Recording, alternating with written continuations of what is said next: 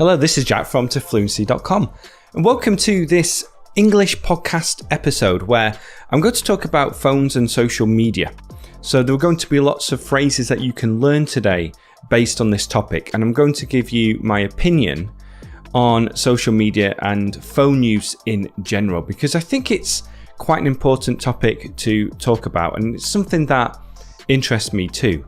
Now, I'm making this podcast episode because my other podcast episode, which I produced about 4 years ago, has had over 1 million views now on YouTube. And I've also released this on SoundCloud, but not on iTunes or any of the podcast players. If you would like me to start a new podcast, probably producing an episode once a week, let me know in the comment section here on YouTube. And feel free to go back and listen to that podcast episode where I talked about my daily routine. People seem to love it. Over 1 million views. It's my most watched video here on this channel.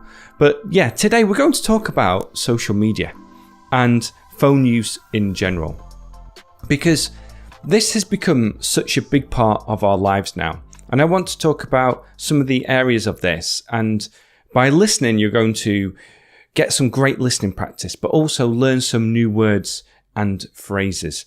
And I'll do my best to add some of the key phrases from this podcast episode in the description.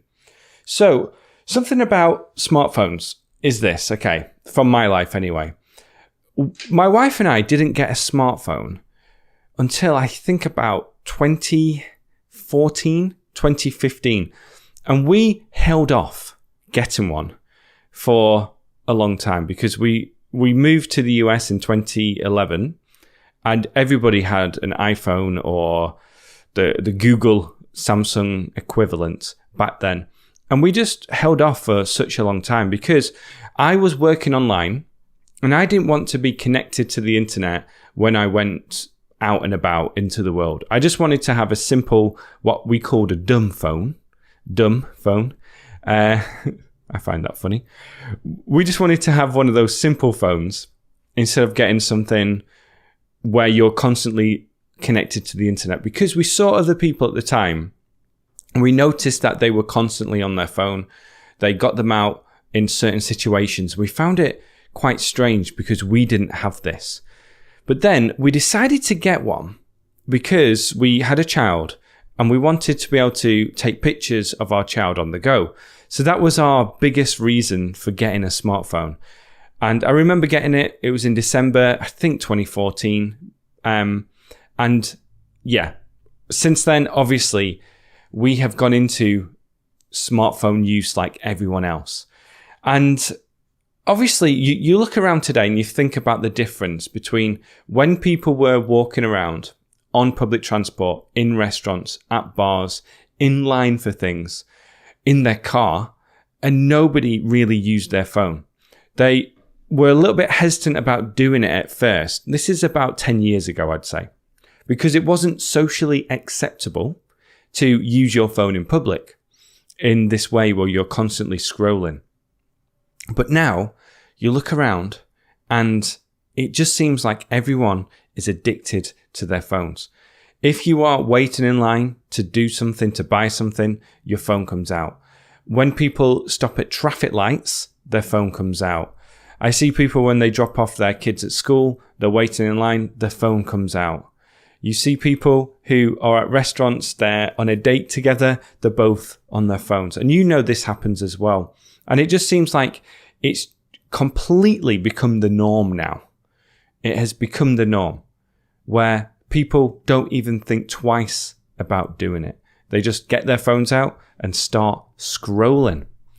And I think a big reason for this is that people love the scrolling now. They love to go on a website, a social media platform on their phone, and just constantly scroll down because there's always something new happening. There's always some type of new information, new post, something happening in the news. And I noticed myself doing this, especially, and I do it now, but especially during the election.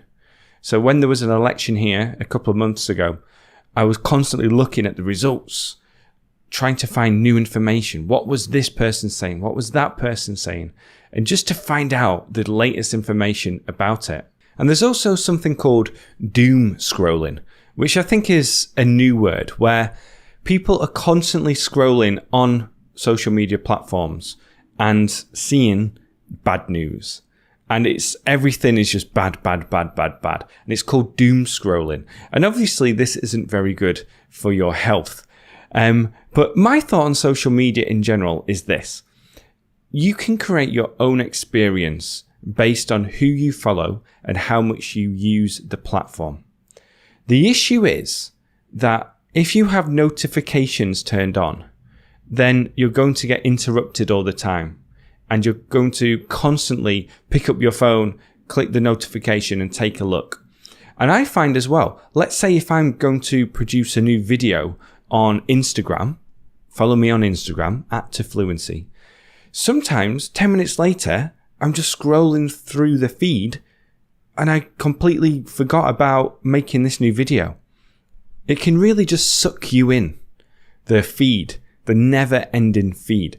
But like I said, if you take some time to think about, okay, which platforms are giving me the best experience and who am I following that I don't need to follow anymore? Now, taking this from an English learning perspective, because I want to talk about this in a positive way, social media and the phone is the most revolutionary learning experience that I think has ever happened that I can think about, where you suddenly have access to endless resources of English, whether this is English that is just produced naturally, like politics podcasts or sports videos, and also English that has been created and crafted for the English learner in mind, like this podcast episode. So when you think about it, it is just an incredible resource for you. And you can connect with people from all over the world, people who are learning English and also English teachers. You can connect with them online through your phone just effortlessly. At this stage, I just want to ask, what type of apps are you currently using to help your English? And what tips do you have for other learners when it comes to using a phone in general for learning English? I would love to know your thoughts on this. So please leave a comment below if you can, if you're on a platform that allows you to do that. But again, there are many disadvantages to phones. And I think people at this stage, they are addicted, where they can't go an hour or two without picking up their phone. My wife and I have done experiments in the past where we put them away for the evening. Those experiments don't last long. And we know that we need to do better with our phones and not pick them up so much and not rely on them so much. But they are useful. They are super useful. Just things like being able to listen to music in the car through Apple Music and Spotify, being able to connect with people and family in a very easy way, reading the news, watching videos that you like to watch, watching sports, all these kinds of things. The phone can be such a useful tool, but it's also important to think about what it's doing to our lives. And just thinking back, a lot of people say, I prefer the time before smartphones came about. I prefer the time when people weren't on their phones all the time. And it can be annoying. And it's just a thing that happens now. People get distracted. People get notifications, messages, phone calls. Well, fewer phone calls these days because most people text or send a message. But I would love to know your thoughts on this too. Like, do you think people are addicted? Do you think that the time before smartphones was better in certain ways? And how do you use your smartphone in a way so that you're not using it all the time, so that you're using it as a tool to better your life rather than being addicted to it and just constantly being attached to it? So please let me know again in the comment section below. Now, I want to share some stats with you from the website review42.com. They have some fascinating facts about smartphone use. Listen to this. Okay. The average user will tap, swipe, and click their phone 2,617 times a day. So think about all the times you tap, swipe, or click. 2,617 times a day. 95% of adults in South Korea own a smartphone. The average time spent on smartphones is about 3 hours a day. I thought it would be more than that. Worldwide, more people now own a cell phone than a toothbrush. Whoa. More people now own a cell phone than a toothbrush. It's pretty incredible, isn't it? And then it says there are 5.1 billion unique mobile users worldwide in 2019, and 2.7 billion of them use smartphones. 81% of Americans own a smartphone. I thought it would be higher than that, but I guess children as well. Maybe children. Yeah. And also, I think it's worth talking about children and smartphone use. Children as well, they're using different types of apps. That's what always surprises me. So people of a younger generation, they aren't on sites such as Facebook, but I believe they're on sites such as TikTok and Snapchat. And this is something else interesting, that TikTok has taken over the world this year. And this is a new app that, and it was around for a little while before. I think it used to be called Musical.ly. But now it's TikTok and it's just taken over. And what I find funny is when you see people doing their TikTok videos out in public and you can just see them dancing into a phone and it just looks very strange. But this is massive now. And I'm really intrigued to see what is going to happen in the future when it comes to smartphones and social media in general. So, just to finish up, I would like to say, feel free to go back and listen to this again and just get some of the keywords and phrases that we talked about. If you've enjoyed it, like the video and then also share it with your friends. And then go to the description if you are on YouTube or Facebook, or if there is a description below. And then get my book, The 5-Step Plan for English Fluency. And yeah, thank you so much for listening.